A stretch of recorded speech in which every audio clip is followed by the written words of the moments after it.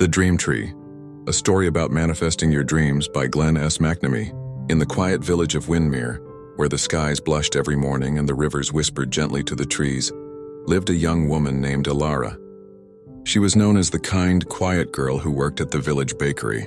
But what most didn't know was that Ilara was a dreamer. Every evening, after the ovens cooled and the shutters were closed, Ilara climbed to the roof of her small cottage, sketchpad in hand, and drew the life she longed to live. She imagined herself painting in faraway cities, seeing the world, and inspiring others through her art. In her mind, she wasn't just a baker, she was an artist with a purpose. Yet whenever she shared her dream, people smiled politely and said, "That's nice, Ilara, but the world doesn't work that way." Still, she dreamed.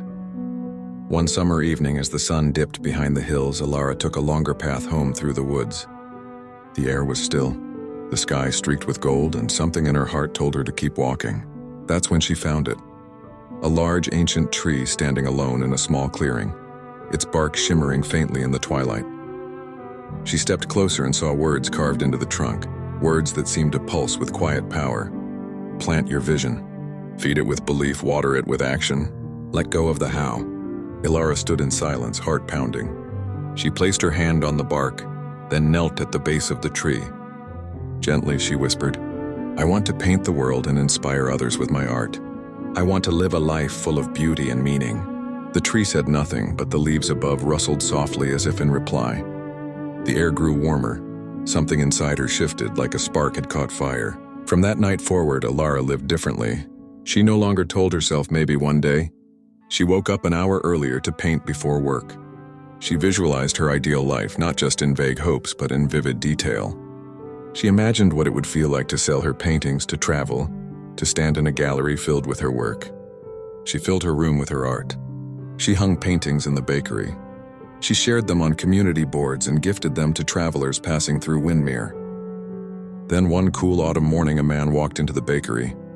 He was tall, wearing a long, dark coat, and he paused in front of a small painting of the Windermere River at sunrise.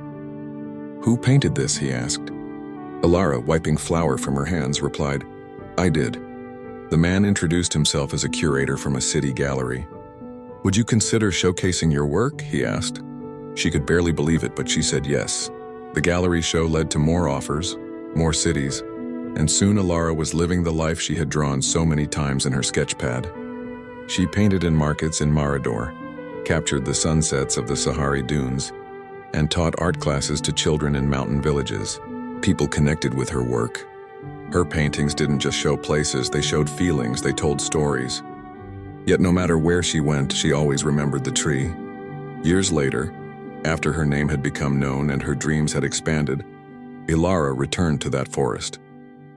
The tree still stood, ancient, glowing faintly in the same clearing where her journey had begun.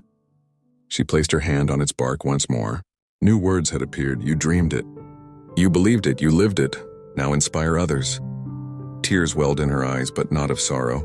They were the tears of someone who had walked through the fire of doubt, acted through fear, and found that everything she had once imagined had come to life. Back in Windermere, Ilara opened a small art studio for dreamers. It wasn't just for painters. It was for anyone with a vision they'd been too afraid to speak aloud. She taught them what she had learned, that you don't need to know how your dream will come true. You only need to believe it's possible, act with intention, and trust the journey. She often ended her classes by taking her students to the old forest path. There they too would find the glowing tree. They would kneel, whisper their dreams, and begin their own journey. The tree was not magic, the belief was. Remember this, plant your vision. Feed it with belief, water it with action. Let go of the how.